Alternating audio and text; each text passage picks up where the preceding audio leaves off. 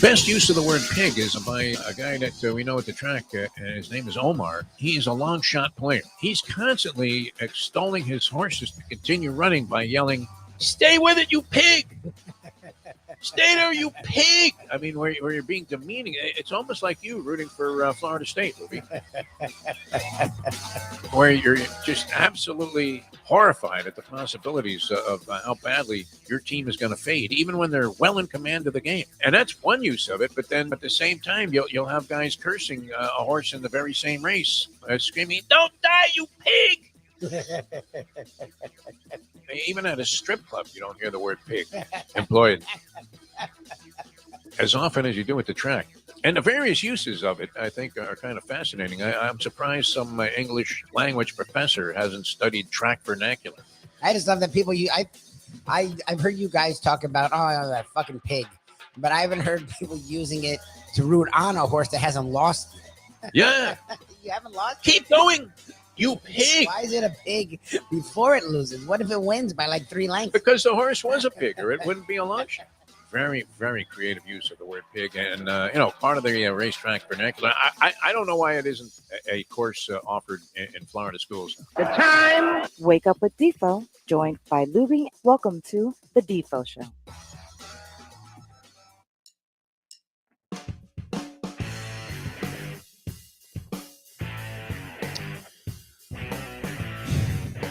Good morning, one and all. Yes, it's just me. I know, my dad always tries to correct my grammar. My grammar is atrocious. For someone who has a master's in communication, passed English AP twice, actually, in high school. My grammar is an atrocity. My wife will attest to that. It is just me, for now. The one and only Jeff DeForest.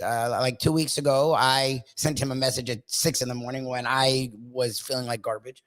He feels okay from what I know. He's dealing with some family stuff. One of his pups is not feeling so well. And as someone who, look, I had a dog growing up, but I was the kid with the dogs. My mom handled all the nonsense, and I feel for her now.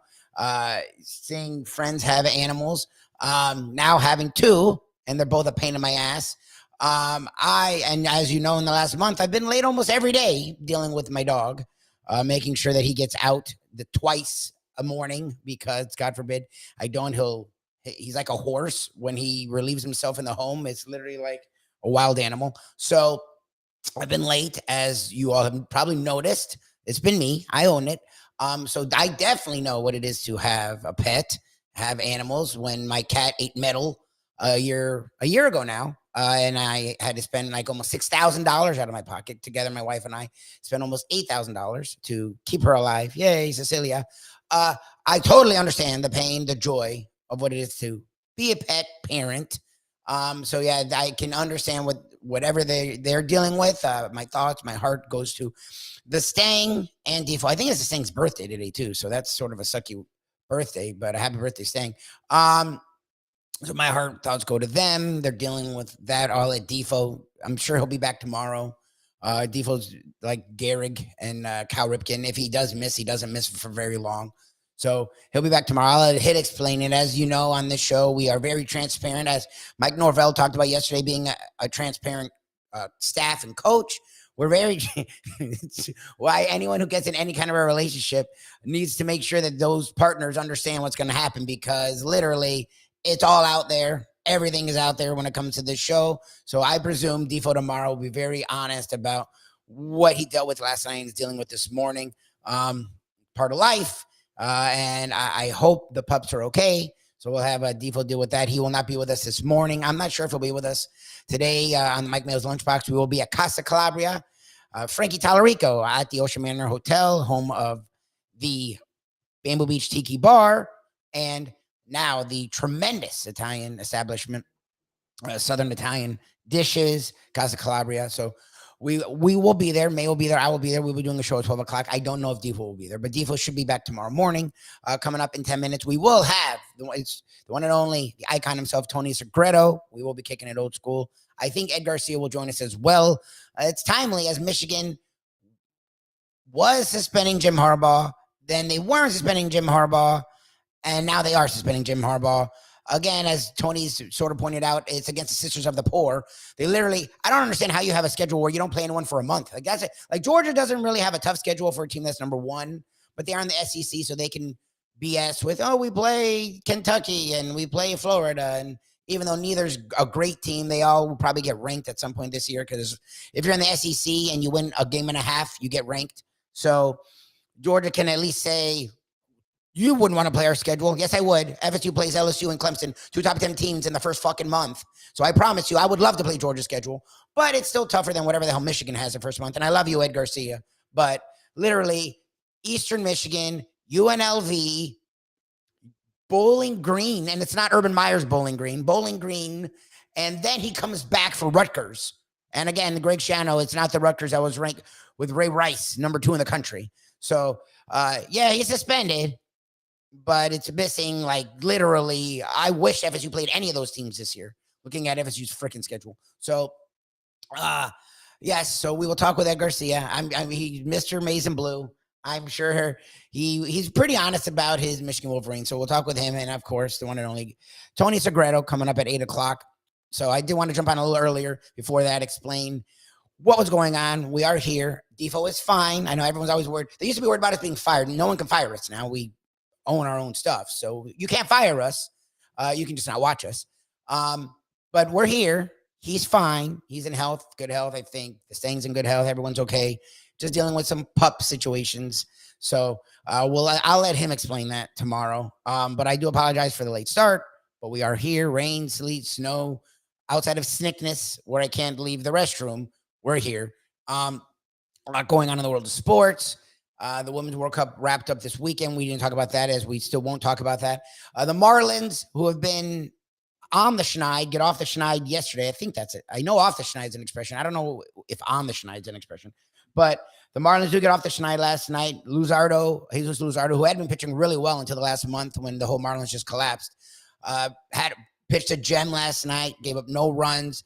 They beat the Padres, I think 3-0, and they now are sitting still in the thick of things in the wild card chase in the National League. As it stands right now, the Marlins are a game out of the playoffs behind both Arizona Diamondbacks and the Chicago Cubs. Problem is they're 4.5 back of the Philadelphia Phillies. Well, it feels like they're not going to catch them, but they're still in it. Their bats have woken up. Josh Bell. Look, the funny thing is, for as much as I give every GM of a South Florida sports team except the Heat, because the Heat make gold out of random, turn Gabe Vincent into Max Strus into like $10 million a year players. Every other GM in South Florida, I've given crap at some point or at some point or another. Kim Mang, I can't hate on. I mean, I bitched and moaned. They need to go get bats. They got bats. They need to go get relievers. They got relievers. They need help at every place. And she went and did it. They need to spend money. They went and spend money. And the moves have worked. The bullpen guys they brought in have done really well. The bats, Bell and Berger, have done really well. You know, like the starters have gone to shit. And it's something that they were really lucky to have. Braxton Garrett and Luzardo pitched really well throughout the early part of the season. They fell off a cliff until recently. They sent Perez down, which I was a little weird about. But after 2 bad starts, he pitched a gem. They lost the gem, of course, over the last week, but he did pitch really well. So Kim Mang did her job. I can't even give her crap. She went. They don't spend what they spent. They don't make moves. They made moves. The moves, usually their moves fail. Their moves worked. If you look at the production between Bell and Berger at the plate, they've done their job. They're hitting the ball really well. And it's not just home runs, too. They're getting on base. They're bringing guys in. Like, she did what she was supposed to do. It's their pitching fell off of a cliff. But they're still hanging around. Hopefully they'll keep that going into September. If not, make the playoffs. At least make it interesting. Make it exciting. We have more preseason action coming up. Yes, the Ravens 25 game. But going back to 2015, their winning streak in the preseason was snapped on a last-second field goal against the Washington Commanders Monday night. So that was something we talked about, as we love degeneracy and we love gambling here on the Defo Show. More exhibition this weekend. I don't know who's playing. Supposedly, it's weird because some of these teams, like the Ravens, the Chiefs, Patrick Mahomes has played both games, and I think he may play again. And he's a dude that does not need to play. Tua, I don't know if he's going to play. And outside of after a really bad interception, he had one really good drive, one strong drive, and then they took him out, which was fine with me. I don't need to see that from Tua. I need to see him in a regular season, not getting concussions, staying on the field. Like, I don't need to see it in the preseason. I don't know who the Dolphins are putting out there this week versus Jacksonville. I think Trevor Lawrence will play. He's a third-year dude. So you'll see him out there. So that would be pretty cool to get some Trevor Lawrence action. The Jags have a lot of young talent, and they're one of the better young teams in football. And usually the young teams will put their guys out there. But like the Bills and the Dolphins and the Chiefs, like, they shouldn't be playing guys. So the preseason's really weird. Like, I watched a lot more preseason this year than in years past because I was super football starved.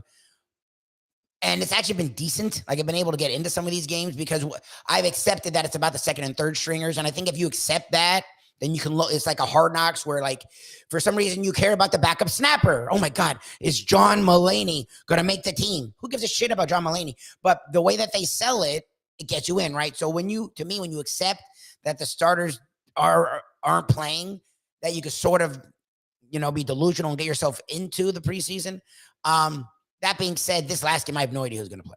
Like, I really don't know. And then there's a week off. So you would think that they want to get their starters as much rest. Especially look at the Dolphins with Armstead and Cam Smith and A-Shane, all guys that are supposed to be key factors for them, all banged up. Like 2 weeks off, you would think would be a big deal for them. So I will see what happens with this last week of preseason action, but we will have games Thursday, Friday, Saturday. I don't think they do Sunday or Monday because they want to give everyone some rest, but you do have the kickoff of the college football season. Yeah, it's week 0, and yeah, the games aren't scintillating, but you do have Notre Dame going over to Ireland to take on a Navy team that does run that triple option, that does give teams fits. Notre Dame usually on their openers does not cover, so a lot of the sharps are leaning toward Navy. Sam Hartman has come over from Wake Forest. Sam Hartman has played Navy really well. The professor made sure to tell me that.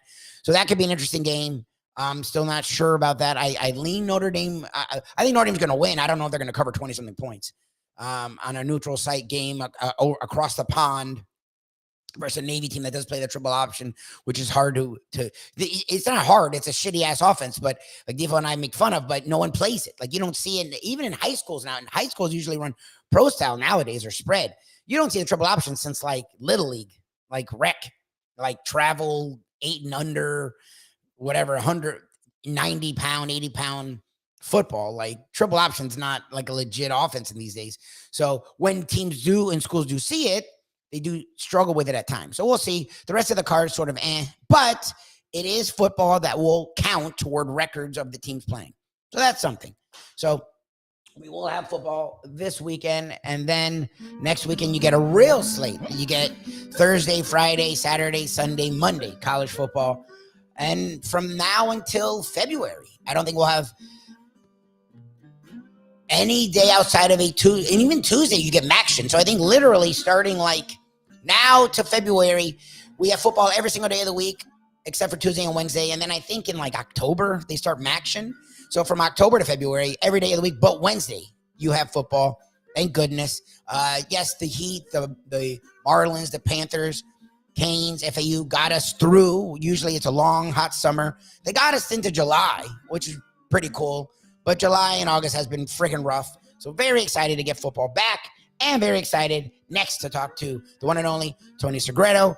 Our hearts with Defo and the staying and with what they're dealing with one of their pups. And we will have a Mike Mato's Lunchbox at 12 o'clock. We may not have Defo, but I will be there at Casa Calabria. Great establishment, Frankie Tallarico, the Ocean Manor Resort, Rainbow Beach Tiki Bar. Opened a tremendous Italian place in honor of his family from Southern Italy.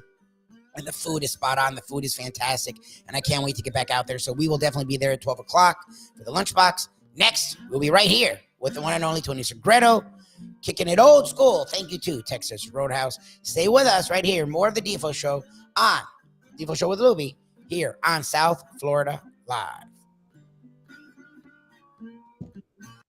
Folks, Tony Segreto here. Let me ask you a question. What do you look for when you go out to eat? Good food, obviously, friendly atmosphere, not too loud, but good energy, reasonable prices, and a place where you feel comfortable. All those ingredients, no pun meant there, are hard to find unless you're talking about the Texas Roadhouse. You see, they encompass all of those attributes. Really, really good food, amazing atmosphere, good for a family, good for a date, or just a night out for yourself, and prices that will make you extremely happy. Their ribs unmatched, steaks hand cut every day. Everything, and I mean everything, is made on site, including their incredible bread. It's the one day, folks, that you can forget about low-carb diets. Trust me when I tell you, Texas Roadhouse, your restaurant, your destination when you say, where should we go and eat tonight? From the newly renovated sports bar to the beautiful bayside views captured at the Tiki Bar, Jimmy Johnson's Big Chill has it all. Located at mile marker 104, the Big Chill also offers waterfront dining while experiencing breathtaking sunset views of the Florida Keys. It's simply the hottest spot in the Keys to cool off. That's Jimmy Johnson's Big Chill at mile marker 104 in Key Largo. For more information, call today at 305-453-9066. What we gonna do right here is go back, way back into time. We are now kicking it old school with the one and only Tony Segreto. Brought to you by Catholic Health Services and Texas Roadhouse. Tell me, doctor, where are we going this time? Welcome back to the Defo Show. No Defo today, just Lubie here on South Florida Live. One of our favorite, if not our favorite segment each and every week. We kick it old school with a lots of new school with the one and only Tony Segreto. Thank you to always Texas Roadhouse. And we'll talk with Ed Garcia shortly, Mr. Michigan. He'll have some explaining to do, as Defo likes to say. Good morning, Mr. Tony Segreto. How you doing, my friend? Good morning, Lubie. How are you doing? And Defo, I feel bad. I feel bad if it's one of your dogs going down, but it's tough. It's tough. It's just weird. I mean, because you have kids, so you do.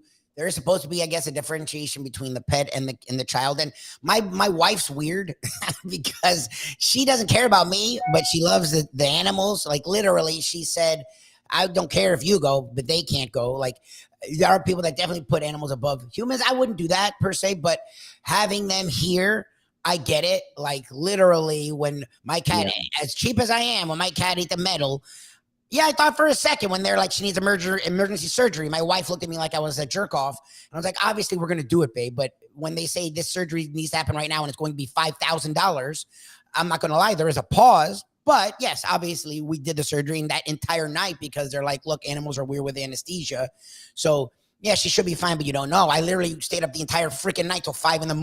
until I heard from them and they said she was okay. So I totally understand. It's like, it's weird because you see them as the outside world sees them as these creatures, but like when they're in your home, they're family and it's literally an extension of yourself. And it's really difficult when they go through problems. Like it's just tough. It's really hard to deal with. They can't tell you, and they can't talk about it either. Yeah, they can't tell you. And it's been in December. It'll be 2 years since we put our dog down. And man, oh man, I just. I want to get another one, but I don't. I want to get another one, but I don't. So I'm staying clear right now, but probably not for long. That's the thing. Like it's so funny because we had a dog my whole life, and then when I was in grad school, when I graduated, literally I went to Israel on birthright, and my dog, she was just not doing well, and she couldn't even like walk anymore, and like she was a trooper, and she wouldn't go, so they had to like put her to sleep. And it's funny since then, like I don't know if it's. I don't know what it is, but I was like, I don't need another dog. And it's not that they're not great, but like, I don't know, like my wife is different. Like if something happens to an animal, all right, go get another one, go get another one, go get another one. And I don't understand that concept, but what I will say is like the love you get from like a pet is like, there's nothing like it. There's so like it. Like, it's like, no, it doesn't matter what the hell you do to them. They love you. It's like, oh, that's pretty cool. Well, in that case. Well, God, I'm sorry I got to bail on you today too. Yeah, it's okay. No problem. No, we're here. So anyways, yeah, so our thoughts are with Defo, and I think everything will be okay. We'll let you know tomorrow. But you are Mr. Football. You are the ones that was giving us Washington State when Mike Leach just got there. God rest his soul. And people didn't realize that he was there and didn't realize they were doing anything, and you were picking them when no one was picking Washington State, and you look ahead of games and no one, South Carolina A&T. So college football is here. I know UM fans are excited. I know it's a big year for UM. It's a big year for FSU. It's a big year for UF. I mean, Napier and Cristobal, for some reason, are already feeling heat, which I think is weird. Like, it's only year 2. No, I guess it's funny. For all the crap Norvell got from people like me, now he's the blueprint, because in year 3 they won 10 games, and in year 4 they're ranked top 10. This is a big year for them. This is a big year for them. Well, the thing is, it took him 3 to 4 years though. Like, it's weird. It's like people forget that. They opened up against Clemson on Sunday night, and LSU, and then they play. They open up against LSU, and then they play Clemson game 4. But I got some. This week it opens up. The college football opens up. Yes. With Notre Dame on Saturday. My son already said we're not moving from the TV because we're going to New York this weekend. Oh, nice. Yeah, I'm going to the doctor today. The first doctor said a clean bill of health yesterday, and then this doctor, I'm hoping for the same thing. But we're going to New York. We're going to see my daughter. We're going to see my son. My son's working in New York this weekend. Oh, nice. So we're going to New York, and Saturday, no TV is on. I feel like New York is like sort of because again, the Northeast isn't big in college football, right? So like, I feel like Notre Dame is sort of like a pseudo school for the North, because you get a lot of like old school people there, Notre Dame, New Rockney, all that. Like, would you go to a bar? Like, I feel like New York would be a cool place to watch a Notre Dame game, and like, there's got to be a Notre Dame bar. Like, there's got to be a Notre Dame bar. We're scoping that out now, and it should be fun. It should be lots of fun, and we're looking forward to it. Now, next week, Miami opens up against who do they open? Ohio. They play Miami of Ohio, I think. Yeah, and FSU opens up. So those are gimmies, but there are going to be games that we're going to see if we're going to have that same momentum going into the season, right? These are like preseason games for them. Except for FSU. I wish FSU had a preseason game. We're playing LSU, who's ranked higher. It's like, okay, all right. LSU's can be.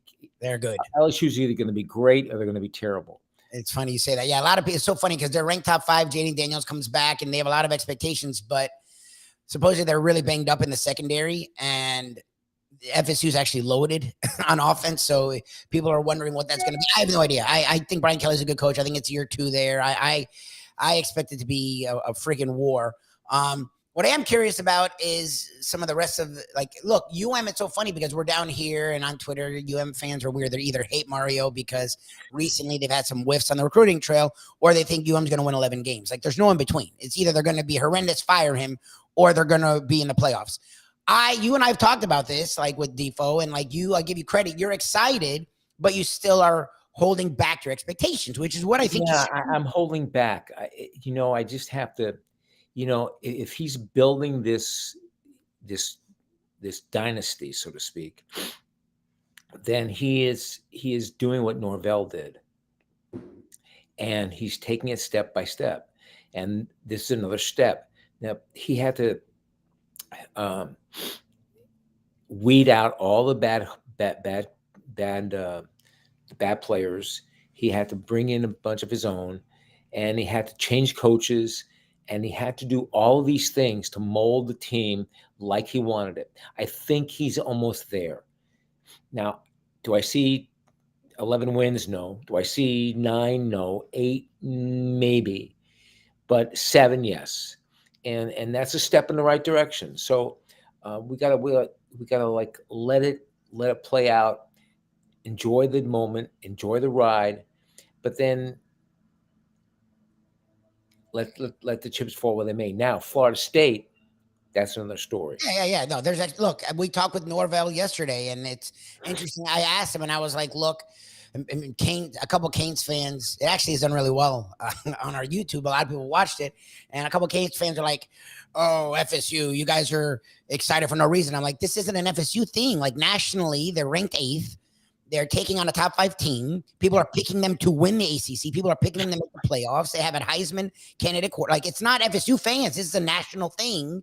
And I said to Norvell, I'm like, how is it to be be the hunted instead of the hunter, right? Because you finished top 10, 11 last year, 10 wins, bowl victory. And he's like, look, it's FSU. We have expectations every year. Like I'm glad the outside's catching up, but and it sucks how we started, but it didn't change my belief in this program and in this school. And we have expectations. Right. And that's just how it is. And I was like, all right, good for him. He's not scared to say it. They feel like the hunted every game. Yeah. Every game. They should feel like the hunted. They have to be told they have to feel like the hunted. And Norvell has done that. Now, the University of Florida is an outlier. Yeah. They've been silent. Man, oh man. What is the deal with them? Where are they? Because that's the thing, is because Mullen, it's not like Mullen left to cover. Look, Manny Diaz gets a lot of crap, but they actually were pretty decent under Manny Diaz. But it felt like there was a lot of issues that Cristobal, almost like FSU, where Cristobal really had to just clean house and start from scratch in a sense. UF, that wasn't the case. Like Mullen, outside of the 1 year, they were in the SEC championship for 2 years. He wasn't a great recruiter, but he was a solid recruiter, and he was a really good coach. So it felt like Napier was coming into sort of a limbo situation where they shouldn't have huge expectations, but they shouldn't be bad either. If you look, their quarterback went top 5. They had 3 offensive linemen drafted. They had a ton of defensive guys that are going to be playing in the NFL. They had talent on that roster last year, and they weren't good. And as the season went on, it was very much like the UM, where they got worse as the year went on. You're not right. You're not wrong. We hear about UM a little. We hear about FSU. We even hear about UCF. I don't hear much about UF, and I don't know. I really don't know what. They have been silent. They have been silent, which is scary. It's weird. That's weird because you don't know what they got cooking up back there. But I still think that Miami's going to have to be the one to beat here. I think Miami can be spoilers. Okay. Somewhere down the line, they're gonna surprise somebody. Then again, Miami fans got to be realistic. 7 wins, take it. That's it. Look, it's when Norvell got here and people were really tough on him, I was like, look, especially after Taggart, they kept comparing him to Taggart because FSU was very quick with Taggart. And there was a reason. Leslie Visser was sort of giving me crap, and a lot of people were giving me crap because I was on Taggart and then I turned on him quickly. But there was a reason, unlike people who just watch the highlights, I'm a lunatic. I watch every single game beginning to end. So I can see with my eyes. People talk about it all the time. Sometimes, will the Dolphins be better this year? The Dolphins record was the same, but if you watch them, they felt better last year. They were more fun. Like a team, and yes, Bill Parcells is right. A team is what the record says they are. True. But if you watch a team, you can see if they're more disciplined. You can see if they're, as the season goes on, getting better. You can see if they're playing teams closer, because Bobby Bowden said this. You lose big, then you lose close, then you win close, then you win big. And I kept that with both Taggart and Norvell. And with Taggart, FSU got worse. They just looked lost. By that UM game, when they were equal teams going into that game and they got throttled, it was it's not coming together. Norvell was very different. Norvell, even through COVID, they won 3 games, but they were getting better. Even the second year when they started 0-4 and lost to Jacksonville State, they went and finished the year 5-3, almost beat Clemson at Clemson. You could see it coming together. And I was like, okay, this guy, he's not braggadocious. He's not talking big. He's saying, yes, I know this is FSU, but we have to get our culture in. We have to get our thing going. And he kept his word. To me, I think Cristobal can do that. But the problem is, when he came in, he talked out of both sides of his mouth. He said, yes, it's going to take time. Where Miami? And it was the fans didn't listen to the low expectation stuff. They went all in. And I'm curious if they're paying him enough where he's not going anywhere for at least 3 years, but will they give him that leeway? He's going to need 2 to 3 years to turn it around, just because the culture was that was the problem with Diaz. They weren't disciplined.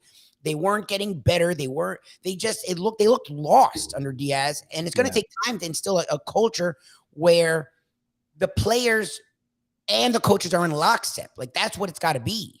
You would think that the Miami fan would be sophisticated enough to know. You would think the Miami fan would be smart enough to know. But You know, when South Florida fans. when you look at it, they're like deer in headlights. Like, wow, we can't. God, we got to do patience, patience, patience. That's what you need. Patience. I think we've got Ed Garcia with us too. Not Well, here's the thing, and you're talking about patience. When the world was calling for the head of Jim Harbaugh, and he's in a little whatever, but it's not risking his job, and he didn't do any. In the world of NIL, it's really hard to do any real infractions. What he did was stuff that. wait a minute. Wait. No maize and blue. Yeah, hell yeah, look at him. No Michigan behind us. Wait. Well, are we fair weather fans? So funny. They updated the software this morning, and I can't do it. It says I'm missing this fancy thing called a GPU. I don't know. So I got to talk to my tech guys. We'll talk to your tech guys, and we'll see. We'll figure it out. But go blue. Ed Garcia was patient with Michigan, and it's paid off. They've been in the playoffs the last 2 years. They are, I think, favored equal, if not higher than Ohio State in the Big Ten. And yes, Jim Harbaugh won't be there for the first 3 games, but again, it's little sisters of the poor. We will ask you about that, Ed. Will they, won't they? First, he was suspended. Then he wasn't. Now he is. What is the Michigan fan saying about this 3-game suspension? It's still relatively fresh. I mean, Jim, and I forget what the proper terminology will be, is just basically he's submitting himself to say, hey, I'm just going to go ahead and step out the first 3 games. It's part of the agreement that he made with them. It is a big bummer because it's just kind of crazy. If you look at, and you were to line up all the colleges, and I don't want to throw anyone under the bus, however, but all the different infractions that are out there, and you look at the weight of 4 cheeseburgers versus paying off students hundreds and thousands of dollars, and it's kind of crazy sometimes and is there going to be a perfect calculation to do these infractions? I mean, maybe they should sit down and really kind of take a look at it. If it falls in this scope, it should be this. If it falls in this scope, it could be this, because there are some universities out there. They're like, hey, we're going to go ahead and remove your win from 1947. They're like, okay, cool. Like, we'll go ahead and pay somebody else another $100,000. Because who remembers 1947? There's that belief that the infractions, some of which were 3 or 4 years ago, were not egregious enough to determine that you're suspended. They just weren't egregious. It's almost as if the NCAA is still proving that it's got some power over over football. And at first they turned them down. They refused, but now they just acquiesced. And there's something that they got planned, I think, Ed.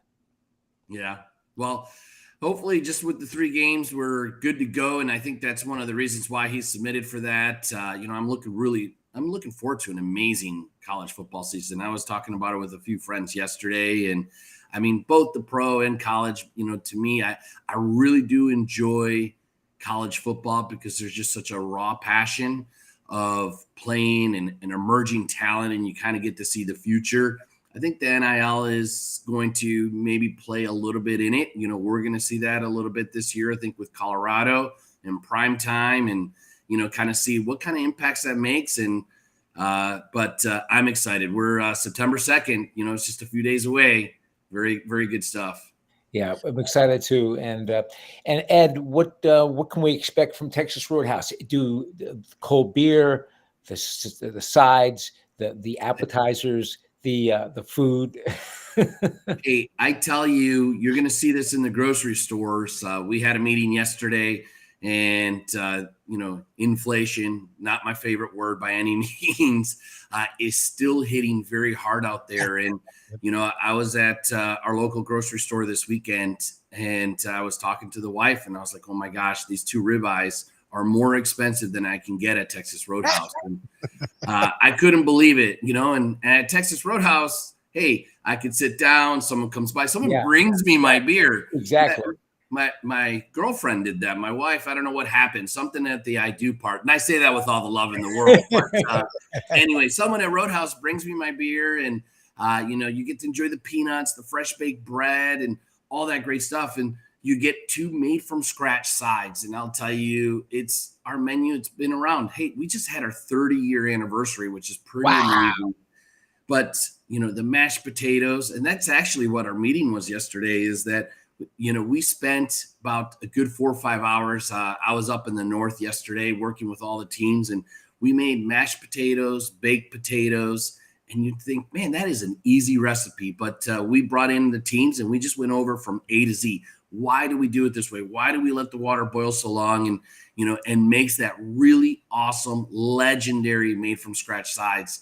So that's what you can expect at Texas Roadhouse. You're going to expect great value. You're going to see line dancing. You're going to have, 9 to 12 TVs, blaring from Chive TV to sports to whatever is going on in the world right now.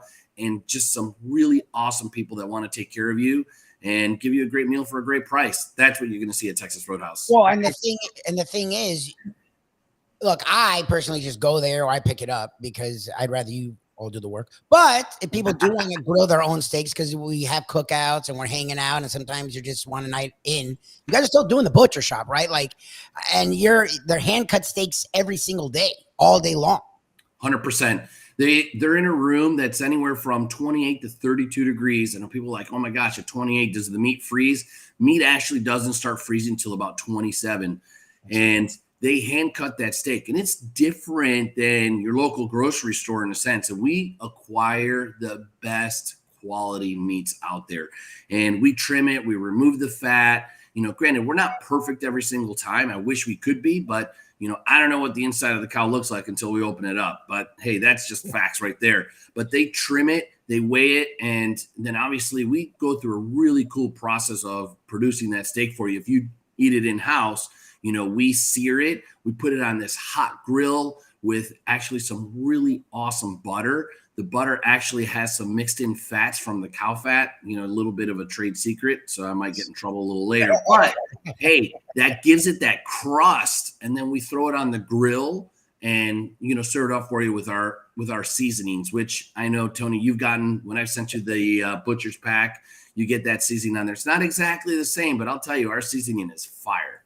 It's really, really good. And I have to tell you that every Texas Roadhouse, you're going to get the same food, the same welcoming, the same. You're going to be the same. It's almost as if they've cloned everybody. Yeah. Right? We try. We do our best. We spend a lot of time and money. And that's what my meetings are all this week is it's Tony, it's back to basics. It's block and tackle. Every single piece. We don't try to get all crazy. You'll never notice at Texas Road. Hey, this month we have this special. Hey, this month we're going to, do cheesecake on a stick with 3 bunnies. We don't do any weird stuff like that. We stick to the basics of block and tackle.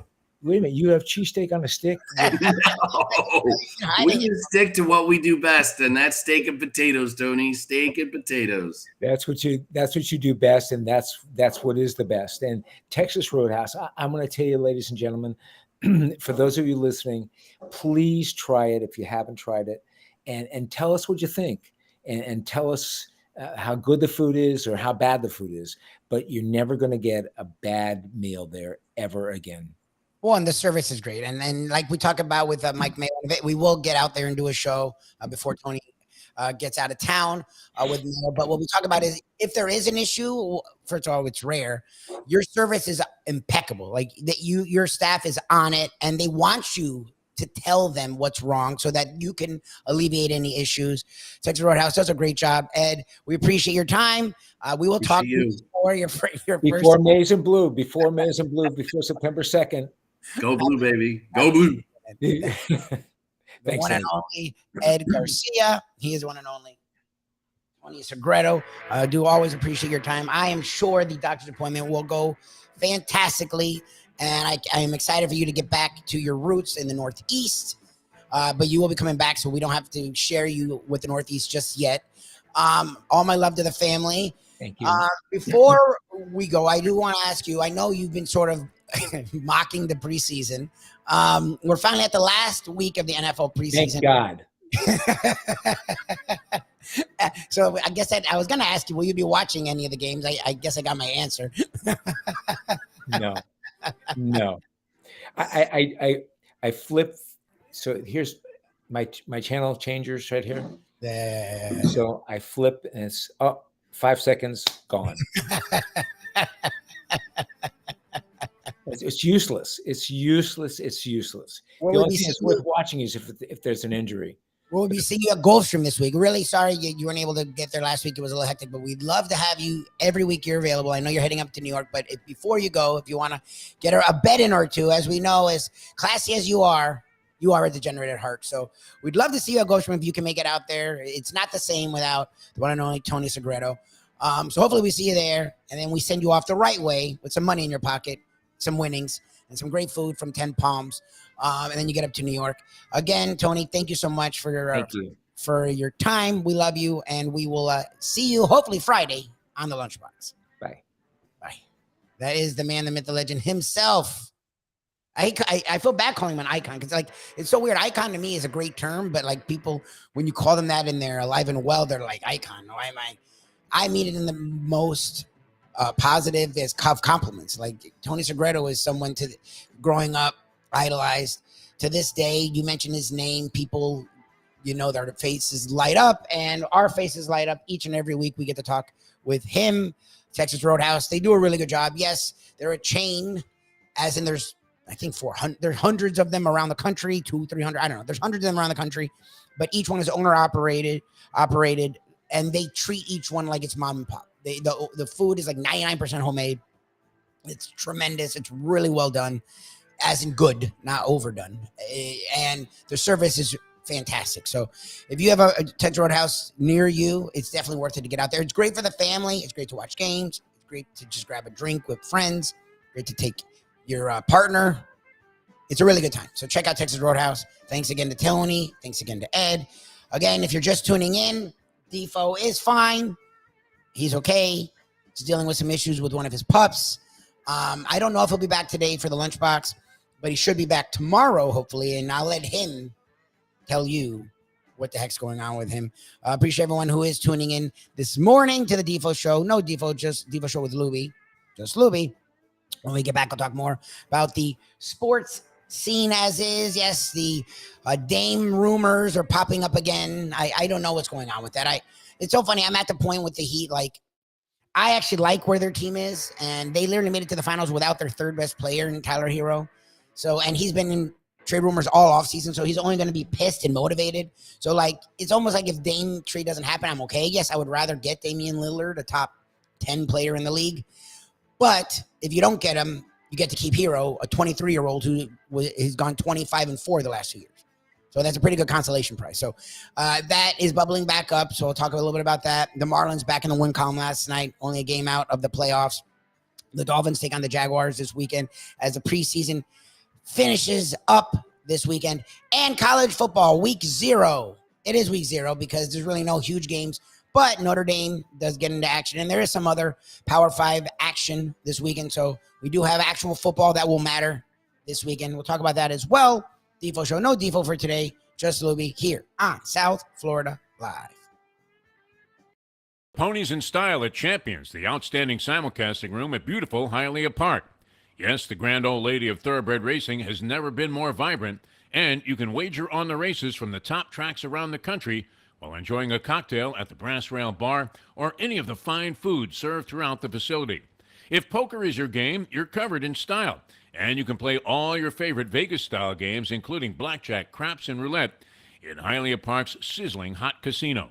Get a player's card when you walk through the door for all kinds of generous amenities, including our favorite, free play, when you come out to the ultimate casino and entertainment destination, Hialeah Park. These days, we're all looking for comfort anywhere we can find it. Thank goodness for Landlubbers Raw Bar and Grill in the Plantation, because they are making sure you are as comfortable as possible. First of all, they're not only open for delivery and pickup. All you have to do is go to landlubbersbarandgrill.com for both pickup and free delivery. You're going to have the best wings in the world. You're going to have a great burger. You're going to have their amazing soups. Again, Landlubbers, Raw Bar and Grill. It's nice and easy. Just go to landlubbersbarandgrill.com for both your pickup and free delivery. Thank goodness for Landlubbers for making you always feel right at home. Are you looking to buy your first home? Have you been turned down for a loan? Do you need to refinance or get money out of your home? Call Michael Kodsey, CEO of Choice Mortgage. He's been helping the South Florida community get mortgages for 30 years. Hi, this is Michael Kodsey, CEO of Choice Mortgage. We have the most competitive fixed rates in the market. Call me 24/7, 561-441-2730. And remember, I don't just work banking hours. To make the right choice for your home, call Choice Mortgage today.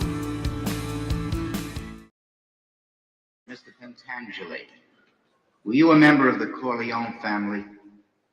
Did you serve under Capo regime under Vito Corleone, also known as the Godfather? I never knew no Godfather.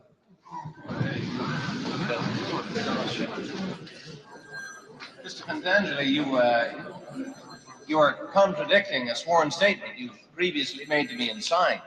I ask you again, sir.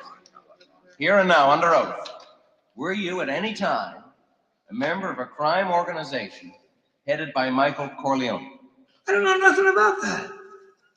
Oh, I was in the olive oil business with his father, but that was a long time ago, that's all.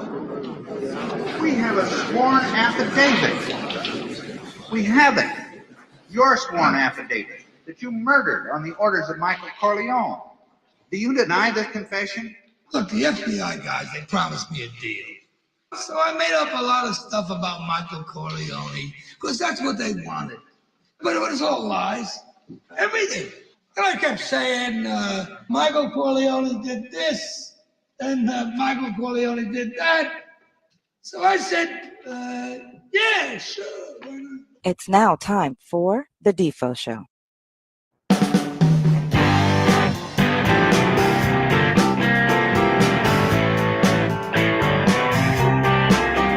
Welcome back, one and all. Defo Show. No Defo today, just Lubie here in South Florida live. We will have a Mike Mills lunchbox at 12 o'clock today from Casa Calabria. Frankie Tallarico's fantastic establishment at the Ocean Manor Hotel Resort in the Gulf Ocean Mile, also home of Bamboo Beach Tiki Bar, place where I've had many a good time. You cannot join us at Casa Calabria, but you can definitely grab a drink with us at the Tiki Bar before or after. But yeah, we will be sampling some fine Southern Italian cuisine this afternoon at 12 o'clock right here. Mike Mayo's Lunchbox. I don't know if Defo will be there for that, but I definitely will. So we'd love for you to join us there, and thank you for joining me here. The big news the last couple of days hasn't been the preseason because no one cares about preseason outside of Defo and our degeneracy, even though our parlay fell flat. The Dolphins covered, and that was wonderful. And I'm trying to remember the other team in the parlay that covered. But, I'm trying to remember the other team. The Jets did not. Zach Wilson actually did not play well. Mr. Hack Wilson, as Defo calls him. And the Jets lost. So that parlay we put together pretending like we cared about the preseason last week and did not win. So yeah, it's the last week in the preseason. I don't know what to do with that. College football does kick off this weekend. So excited about that in the sense that there will be games that matter, like record wise, but the games are sort of Navy and Notre Dame is sort of the one I've honed in on because Notre Dame will be a top 15 team, top 10 team to start the season. And Navy usually is interesting. Sarni lets me know they are going through a coaching change. So I don't know if they're going to still do the triple option. I don't know how their offense is going to be. And Sam Hartman is a question mark in the sense that he's an upgrade for Notre Dame at quarterback, but the offense they ran at Wake Forest is slow mesh bullshit. And I say that because it was the most fucking frustrating thing to watch as a fan of the opposing team. Like literally the quarterback and running back would be standing there. So you're like, hit him. And by the time the defensive line can get through, they just pick you apart. So Hartman and Wake Forest were great at that. I don't know if Hartman's going to do that at Notre Dame. Like, I don't know what Hartman in his like 6th year we're going to get at Notre Dame. So we'll see what happens this weekend in the world of college football. But the big news the last 2 days has revolved around transactions or possible transactions. And Devo makes fun of me for that because back in 2010, we actually just started doing the show. That was the summer of LeBron and the summer of Chris Bosh. And I gave much more of a shit about what could be than the actual in-play season. Like the Marlins are playing right now, and I paid no attention to the Marlins the last 2 weeks since they've started struggling, but I've been paying all attention to the Damian Lillard rumors and lack thereof. And recently the Jonathan Taylor rumors. Now, Jonathan Taylor, all-pro running back a couple years ago, was possibly the best running back in the league 2 years ago. Last year, the offensive line struggled for the Colts. Taylor dealt with a little bit of injury issues, had a good year, but wasn't great. And Jim Irsay, their owner, is a fucking lunatic. He is only 24, Jonathan Taylor. And yes, the running back position doesn't matter like it once did. Paying running backs and drafting them high is dumb. I openly admit that. But he is under contract for another year. And he is their star running back. And they have a young quarterback in Anthony Richardson, who is a major project, whether you like Richardson or you don't. The guy, no one I know is saying he's not a project. And he is going to start as a rookie. So you would think you want as much help for him as possible. So your veteran running back, you would think you want him happy and at least involved. Jonathan Taylor wanted an extension. Jonathan Taylor wants to, at 24, watching all these running backs, Dalvin Cook and Josh Jacobs and Elliott move on, all these running backs who aren't old, but in their late 20s, realizing that Saquon Barkley want contracts and not getting them. Jonathan Taylor's like, shit, I can't get to my late 20s. I got to get my money now.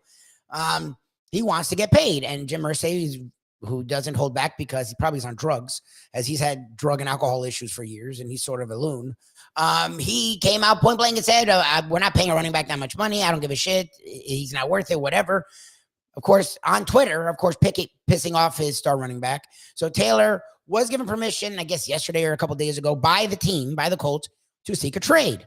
Well, the Miami Dolphins have been involved under Chris Greer the last 2 years in every big name.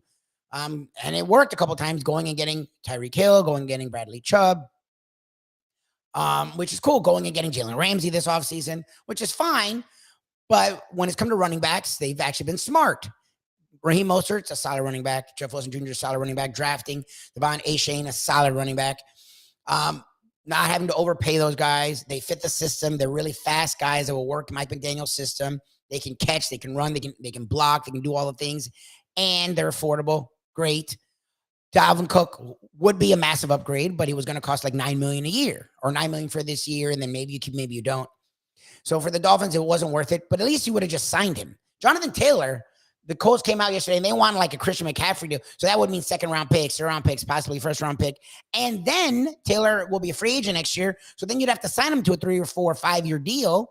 So you're locking him up you're locking up a running back and he's going to want to set the market. So that's going to be the $12 to $15 million range. Look, I'm all about acquiring talent, but the Dolphins have to re-sign Christian Wilkins. Look, he was a pick of their own, a first-round pick, and he's become one of the better defensive tackles in football. He has earned that contract. Zach Sealer, an unsung dude who they found out of nowhere, which they rarely do, and has become a really good defensive tackle.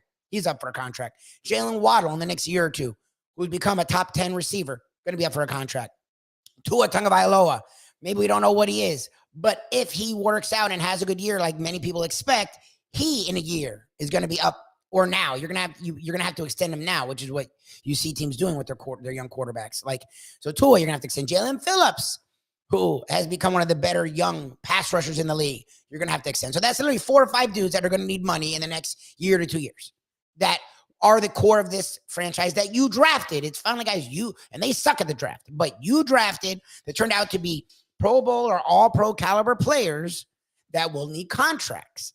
To me, a lot of people are excited about Jonathan Taylor. He would fit great in this offense. He would give them that workhorse running back. We talked about it with Chris Perkins yesterday. But even Perk said to give up picks and then pay him, it's just not worth it. And I agree. So a lot of Dolphin fans are excited and are all in. Yay, transaction. We love trades. I'm all about moves. Look, I was the one imploring Kim Ng to make moves. But because the Marlins had plateaued. The Dolphins haven't. I think the Dolphins had the same record but felt better last year. You bring in Vic Fangio, you bring in Jalen Ramsey. He'll play in December, which will be about halfway through the year. So you got plenty of time with him.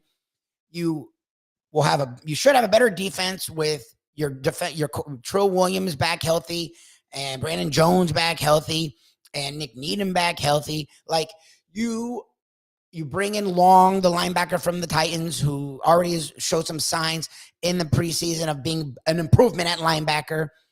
Like Jalen Phillips is getting into his own. Bradley Chubb will be here had a whole offseason. Like, you have made moves. Let those moves come to fruition. Second year for Tua in this offense. Tyreek Hill and Jalen Waddle, second year in this offense. The offensive line, maybe it doesn't suck as much as I think it may. Like, you've made the moves. The Dolphins actually don't need to keep making more. They need to get a right tackle. They need to get a left guard, and they need to get some insurance at left tackle for Terran Armstead. I don't know who's available. That's what they need. They don't need another running back. Like, Mostert averaged almost 5 yards a carry. Jeff Wilson Jr. averaged almost 5 yards a carry. That was among the league leaders last year. That meant if you just run it more, there's your running game. And A-Shane, who will be fine after an injury scare this weekend, is both speed and power. And you drafted him. You did it. Look at you. You draft for a team that sucks at drafting. You found another guy that looks interesting at running back. And then this Brooks kid, if you've watched him in the preseason, this Chris Brooks kid looks interesting. So you have guys. Plus, their receiving core looks deep as hell.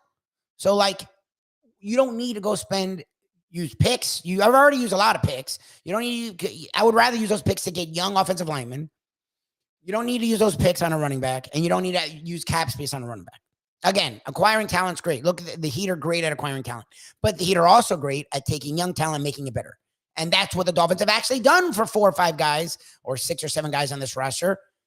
Don't mess with it. So, yes, that's a big scuttlebutt is Jonathan Taylor wanting a trade and asking for a trade and being granted permission to seek a trade. I don't know who's going to do it because none of the teams seem happy about paying a running back $15 million a year. It just sucks because they are important. And you can tell a great running back from a good running back, from an average running back. But if a team has a good offensive line, has a good quarterback, look at Pacheco with the Chiefs. They drafted Clyde Edwards-Helaire in the first round. They actually did. A great team drafted a running back in the first round. Pacheco was a guy that was making big-time plays in that playoff run and big-time plays in that Super Bowl. And he was like a 6th round. I think it was like a 6th round pick. Like, it sucks for running backs because they've sort of done it to themselves. Like, finding guys in the 4th, 5th, 6th, 7th round, undrafted guys, and having them succeed is great for those guys, but it hurts the overall position because it's let the league know, we don't really need to draft a running back in the first round. You don't. And you don't need to pay a guy that second contract. All right, we'll pay you for your first contract. All right, bye-bye. Or we'll give you that second contract at short 2 to 3 years. Bye-bye. It's just a fact. And to me, if you're the Dolphins, you do not need Jonathan Taylor. The Damian Lillard rumors were big last month. They died down because Joe Cronin, the Blazer GM, is a moron. Look, and I get it. When you look at it, what else can he do? Should he just give away Damian Lillard? Should he kowtow to the player? We're in a weird era where the players, especially in the NBA, have power. And I think it's a good thing. I think if organizations are telling players, we're going to try, and then they don't, I think that's douchey. And I think it's incumbent upon the players to take care of themselves. In any walk of life, in any place of business, in any industry, if you're a star, you have power. Whether you're under contract for 5 years or 1 year, you have power. You just do. Because the organization needs you. You've differentiated yourself from everyone else. They need you, okay? You need a job, but in the world of LinkedIn, I'm sure you're getting hit up daily for other companies to hire you. So you know your value. You know you're needed more than you need them. It's the same thing in sports. And I'm sorry, if you're a star player, especially in the NBA, when only 5 guys play at once and one player can literally take over, a la look at Jimmy Butler, a la look at LeBron, a la look at Steph Curry, Kevin Durant. Great players can look at Jokic. The Denver Nuggets are world champions. I mean, who the hell thought we'd say that? Jokic is just different. Like, star players can take over and carry franchises, especially in the NBA, as much as any sport in the world, okay? Star players have power, especially if they stick it out with your franchise for over a decade, especially if they buy into the bullshit you tell them and sign extensions. So when you then don't keep your word and you say, look, sit out the last month so we can get in the lottery, so possibly we can get a top 3 pick and get one of these superstar guys, and then we'll trade the pick. or we'll trade the kid to get you a real star so we can really go win. And then they don't trade the pick and they don't trade the young kid, which I don't think they should. I think they should have drafted Scoot Henderson because I think they need to rebuild. I think they're not winning with Damian Lillard. So to pay him $200 million is fucking stupid. Like, it's dumb. Like, to be the 10th seed, to be the 9th seed. Like, why would you pay a guy that much money to like be average? Like, that's dumb. Rebuild, accrue young talent, and then go win. And then maybe get money and then maybe sign some veterans. But Lillard there is doing them no favors.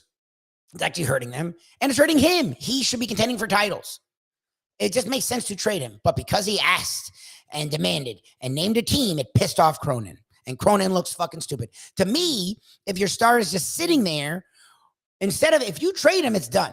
Everyone will forget about the Blazers. They'll be focused on the Heat. The Blazers can get their draft picks, get their young players, be young, be fun, and the story is done.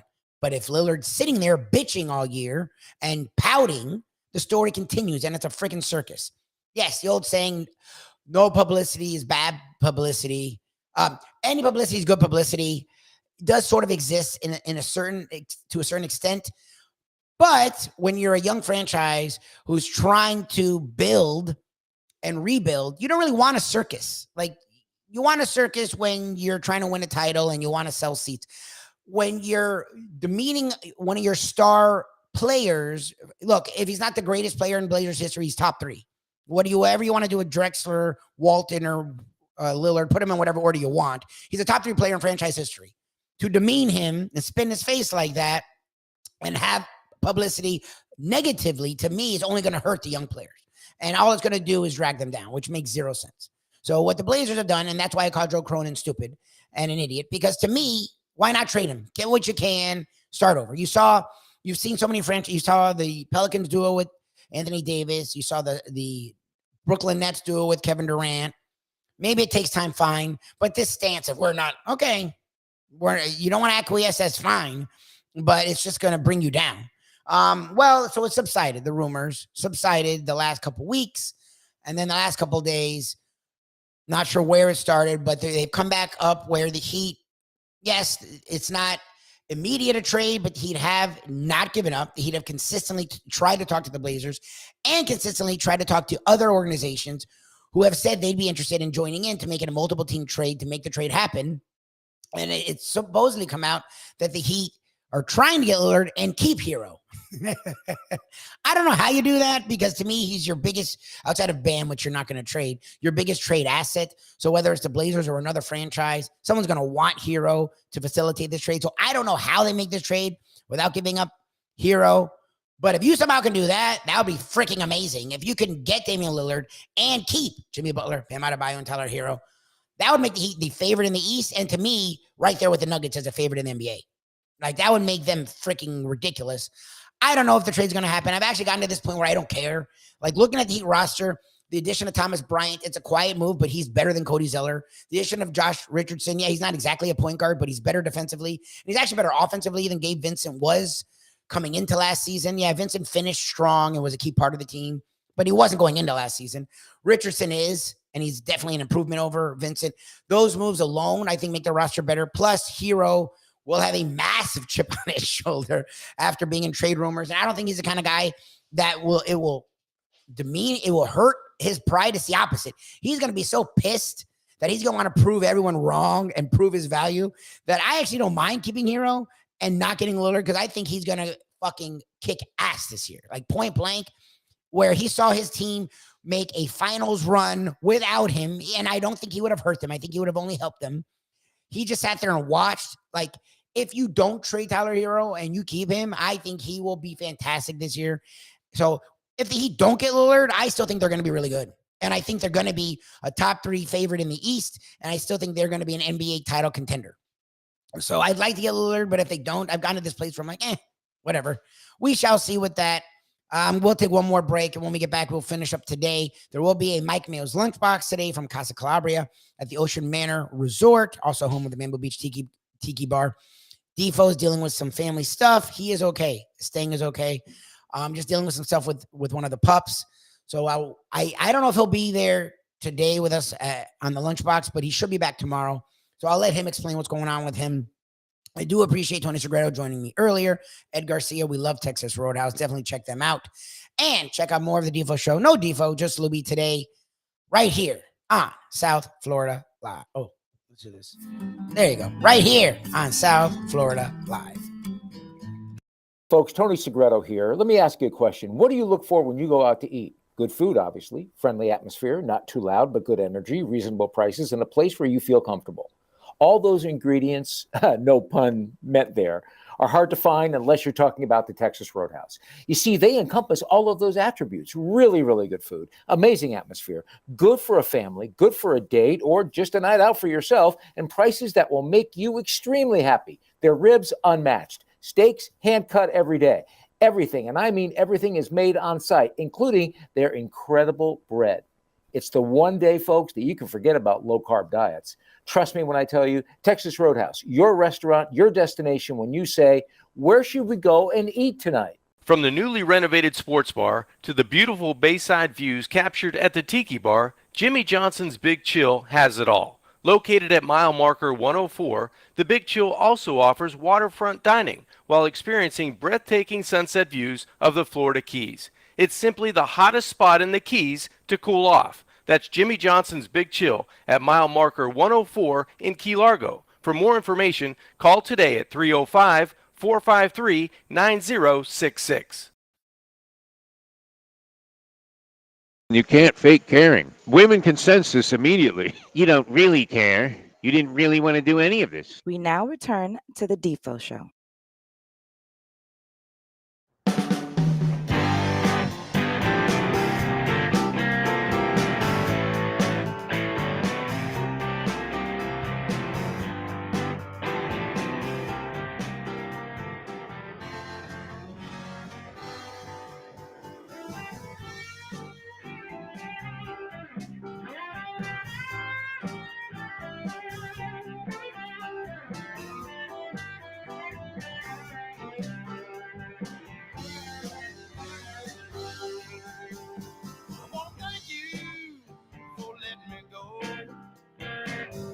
All righty, welcome back, Defo Show. No Defo, just Lubie this morning. I will appease the one and only Jim Starting a little bit. I don't know anything about the WNBA. I thought A'ja Wilson was the one that was in college last year, so I guess she's a rookie now. It's crazy that, and I get it, that's true. Like them, and college basketball ends in April, and then the players will play in that October or November. But it's weird that college basketball for women also ends in April, and then they play in like June. I don't know. That's weird to me. So, anyways, I don't know who A'ja Wilson is. I think she's the one that was a beast in college basketball this year. I guess she went for 53 points last night. No clue if she tied in WNBA record. So I would think she's a talent. Is she generational? I don't know what that means. Like, is she Diana Taurasi? I don't know. Like, I have no idea what A'ja Wilson is. I don't even know if I'm saying her name right, to be brutally honest. Messi is still there. It's not as big a deal as it was, because it is the MLS, and it's not even like, not only it's soccer. No, I'm not Defo. I think soccer matters, but no one gives a shit down here about the MLS. Yes, in Atlanta, Columbus, Portland, maybe the MLS carries a little weight. Down here, yes, we care about Messi. We don't care about the MLS. So it sort of waned a little bit in the buzz that was there. But whenever they play, I watch. I just didn't know when. I know they're finally getting back into the MLS season. Messi will play his first official MLS games.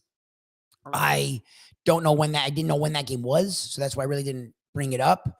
I know that they did win the League's Cup, which was pretty cool, and it ended on PKs, which was weird and sort of annoying. But the Messi goal in that game versus Nashville, Nashville was a good team. The first few teams they played sucked. Both the Mexican teams and the MLS teams were average to bad teams, but the last two teams they played, Philadelphia, I think they played Philadelphia. Philadelphia and Nashville were both really good teams, and they beat the shit out of Philadelphia, and they did beat Nashville in PKs, and Messi had his most impressive goal. Literally, Nashville, it's fun. Like, I don't understand this thing about talking shit about, like, Messi didn't go to the MLS because he had to. Like, Barcelona would have kept him. He just didn't want to be there anymore. Other European teams would have for sure paid him tons. Saudi Arabia offered him more than they offered Ronaldo and more than they offered Neymar. Like, they offered him a $1.5 billion a year. Like, was it $2 billion? They offered him some like $4 billion for 2. I don't know. They offered him some ridiculous number that they didn't offer anyone else. Messi doesn't suck. I don't know. Supposedly the Nashville people were giving Messi crap, like it was college football, but the crap they gave him was really fucking stupid. Like Messi sucks, Ronaldo great, Messi. I don't. It was like, dude, do you know what you're talking about? Like Messi didn't go to the MLS because he had to. His wife wanted to live in Miami, and the only soccer team that plays in Miami is Inter Miami CF. And they found a way between Apple TV, Adidas, and MLS to pay him a really good chunk now and an amount of money that actually with ownership and rev sharing will pay him more than whatever he's going to make at Saudi Arabia. Because when he's done playing soccer, he will be able to own a franchise. He will get cuts of products and cuts of subscriptions forever. So he's actually going to make more money than if he went to Saudi Arabia. So there's literally no reason not to go to the MLS. It's where his wife wants to go. He likes it down here. It's a Latin hub, and being Argentinian, like, hello. And he already had like multiple houses here. So like he didn't come here because he sucks. It's the opposite. He just won the World Cup and was a top 2-3 player in the World Cup. And he won the trophy for the best player, which he probably wasn't. It probably was Mbappe. But with all of his PKs, he did have the most goals. So he won player of the World Cup. His team won the World Cup, his first World Cup. He is considered still a top 3 to 5 player in the world. Like he doesn't suck. Even now, he chose to come here.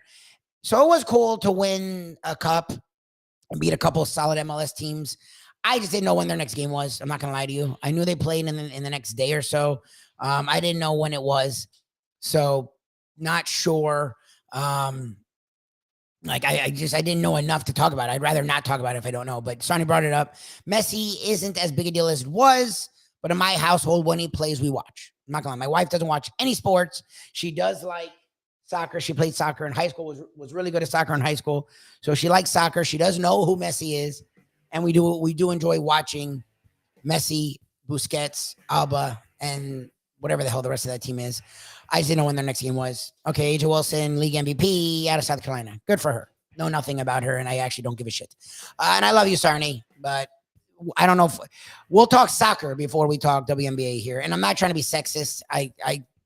Defo talks women's tennis all the time, and I don't give him crap for it. I haven't watched WNBA since it began. For some reason, I like the Houston Comets team with Cheryl Swoops and Cynthia Cooper. I don't know why I like that team, but I did. UConn in the 90s before Gino Auriemma became the monster and the douche. Before you knew who he was, I liked those Rebecca Lobo teams, and then I liked the Diana Taurasi teams. And the UConn-Tennessee rivalry, for some reason, with Pat Summitt, I actually did watch a little bit of women's basketball then. Since the late 90s, I haven't given a crap. I'm not going to lie to you. Those who watch it, good for you. I don't judge you. I think it's wonderful for you. I don't care. Defo doesn't care. No one I talk to or watches any WNBA at all. So not to cast aspersions. You're just not, if I don't watch it or have any idea about it, like it's just weird for me to talk about it. The only reason I started talking about the MLS was because I have played soccer. I have watched World Cup / Premier League soccer over the last decade. So I have some kind of a clue. So I don't mind talking a little bit about it. I know nothing about the WNBA. So to dive in there would just be foolhardy on my part. I do appreciate everyone who has joined us today. I do appreciate everyone who will join us later today, as we will be at Casa Calabria, the Ocean Manor Hotel, at 12 o'clock for Mike Mayo's Lunchbox. My heart, again, thoughts go to Defo, the Sting, and what they're dealing with one of their pups. Defo, I don't think he'll be there today with us at Casa Calabria, but I do think he should be back tomorrow morning, and I will let him explain whatever the heck happened. I know he's okay. I know the Sting's okay.